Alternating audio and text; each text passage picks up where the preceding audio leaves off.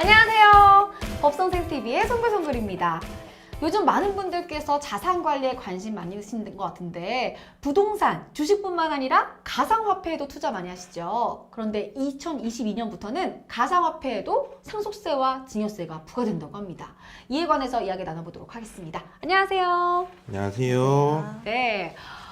가상화폐 저도 많이 들어봤는데 비트코인, 리플 이런 거 말하는 거잖아요. 네, 그렇죠. 근데 이 가상화폐도 하다 이 가상화폐도 재산으로 보는 건가요? 네. 가상화폐 주변에서 많이들 하시거든요. 송구송구는 또 혹시 하시나요? 저는 이제 시도를 해보려고 하다가 이제 네. 아직은 쫄보라서. 네. 사실 가상화폐에 대해서 이런저런 말들이 많으신데 법 쪽에서도 특히 말이 많았습니다. 과연 이걸 어떻게 봐야 되는지 논란이 있었는데요. 2018년 5월 대법원에서 비트코인 등 암호화폐도 재산적 가치가 있어서 몰수할 수 있다는 판결이 나왔고요. 그 판결 이후로는 이제 가상화폐도 재산적 가치가 있다 이렇게 인정이 되고 있습니다.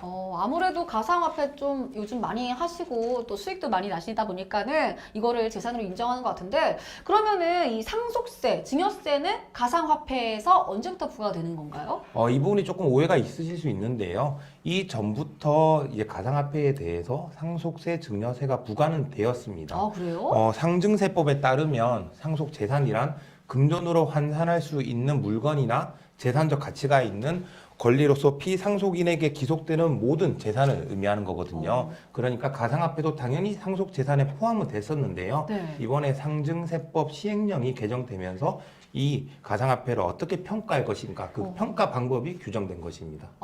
그러면은 2022년부터 상속세와 증여세가 부과된다. 이거는 어떤 뜻인 거죠? 네. 상증세법 시행령을 개정하면서 이제 가상화폐에 대해서 과세를 하려면 기준이 있어야 되잖아요. 그쵸? 그 평가 방법을 규정을 했는데요. 가상화폐의 경우 특정 금융정보법에 따라서 그 거래소에서 거래되는 가상화폐 같은 경우에는 전후 1개월치의 평균치를 가지고 평가를 하고요. 가상화폐 거래소에서 거래되지 않는 화폐 같은 경우에는 이제 그날 시세라든지 해서 합리적인 가액으로 평가하도록 했습니다. 다만 이제 실무적으로는 국세청에서 이제 우리나라에서 4대 가상화폐 거래소인 빗썸, 코빗, 코인원, 업비트? 죄송합니다. 제가 코인 안 해서. 네. 네. 아무튼 그 네 곳을 기준으로 2개월간 가격을 평균해서 그걸로 이제 평가를 한다고 합니다. 그러면은 이 상속세와 증여세 기준은 어떻게 정해지는 건가요? 네, 이제 상속세와 증여세 같은 경우에는 누진세율이 적용이 되고 있습니다. 근데 누진세율이 적용되기 위해서 과세 표준이 있어야 되는데 이제 과세 표준은 이제 재산가액에서 공제액을 차감한 나머지가 과세 표준입니다. 그래서 그 과세 표준이 1억 원 이하인 경우에는 10%가 과세가 되고 이제 5억 이하는 20%를 곱한 금액에 1,000만 원이 공제가 됩니다. 10억 이하는 30%를 곱한 금액에 6천만 원이 공제가 되고 30억 이하는 40%를 곱한 금액에 1억 6천만 원이 공제가 됩니다. 그리고 30억 초과는 50%를 곱한 금액에 4억 6천만 원이 공제가 돼서 상속세가 부과됩니다. 금액이 어마어마한데 이게 실제로 이런 경우가 있는 거죠. 아무래도 가상화폐 또 많이들 하시니까, 그죠? 네, 그렇죠. 네. 그럼 만약에 상속세를 한 번에 다 못 낼 형편이다. 그러면 어떻게 하는 거죠?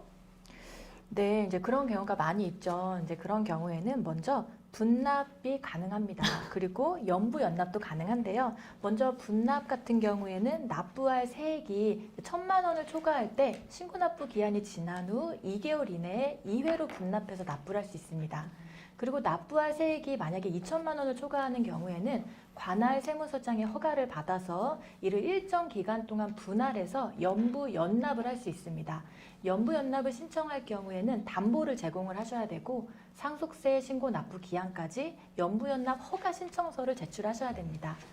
또 물납이라는 제도도 있는데요. 이거는 돈이 아니라 상속받은 재산, 즉 현물로 상속세를 대신 납부를 하는 것을 말합니다. 네, 그러니까 어떻게든 세금은 내야 된다 이런 얘기네요.